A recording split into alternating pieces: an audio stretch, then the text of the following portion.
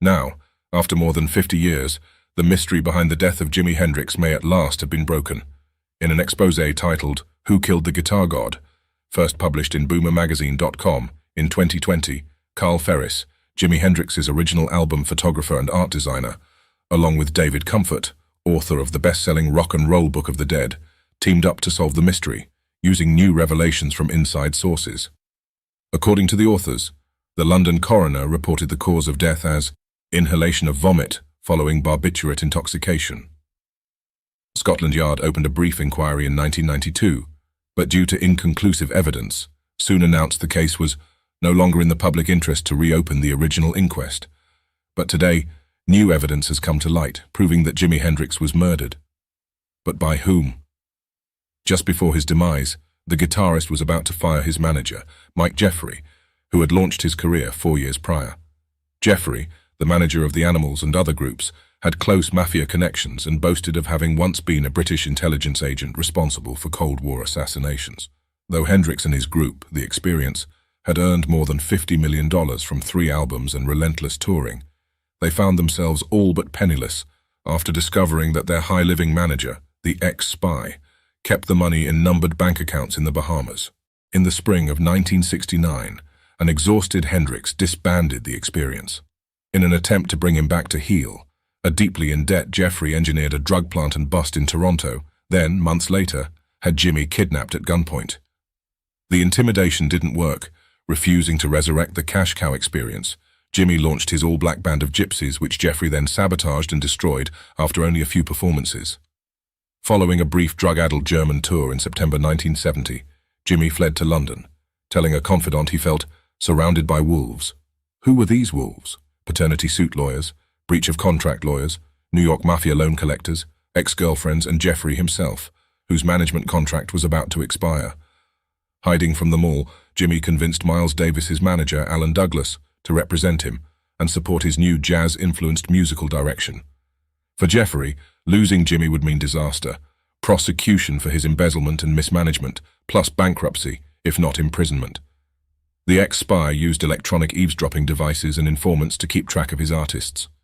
Especially Jimi, who said, "If I'm free, it's because I'm always running." In the end, he was running with a mysterious blonde, Monica Danneman. He'd only known her for days, and his friends called her a stalker. But, despite his paranoia, he didn't seem to suspect his girlfriend du jour might be his manager's informant. Jeffrey reportedly died in 1973. In 2009, Tappy Wright, an Animals roadie, published his autobiography Rock Roadie, claiming that his boss, Jeffrey, had confessed the murder to him in 1971. Now, she was intimating murder and possible mafia involvement. Days before she was to do a tell-all for a London radio station, she was found mysteriously asphyxiated in her car. As a result of Hendrix's death by what authorities called misadventure, Jeffrey's management contract was renewed by default. He collected on a £1 million life insurance policy, and he took over the Hendrix estate, which generated millions annually. In a final truth-stranger-than-fiction development, in 1973, the ex-spy, days before he was scheduled to return to London to face huge lawsuits relating to his embezzlement, money laundering, and fraud, was reportedly killed in a suspicious airline collision explosion over France. The unrecognizable headless body of the supposed Jeffrey was identified by his recovered jewelry.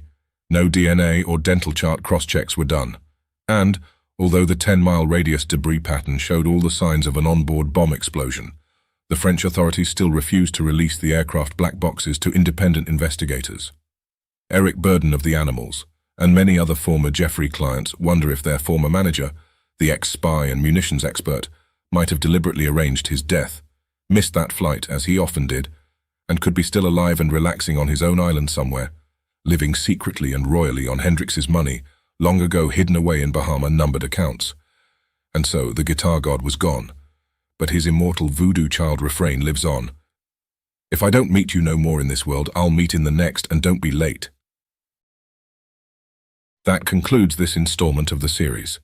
Stay tuned for future episodes where we will continue to explore the impact of Jimi's untimely death, along with the influence and legacy that continues to reverberate to this day.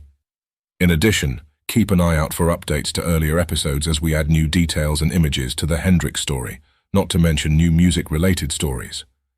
So don't forget to subscribe for future content updates. And by the way, if you have any photos, stories, ideas, or feedback to contribute, we would love to hear from you. Until next time,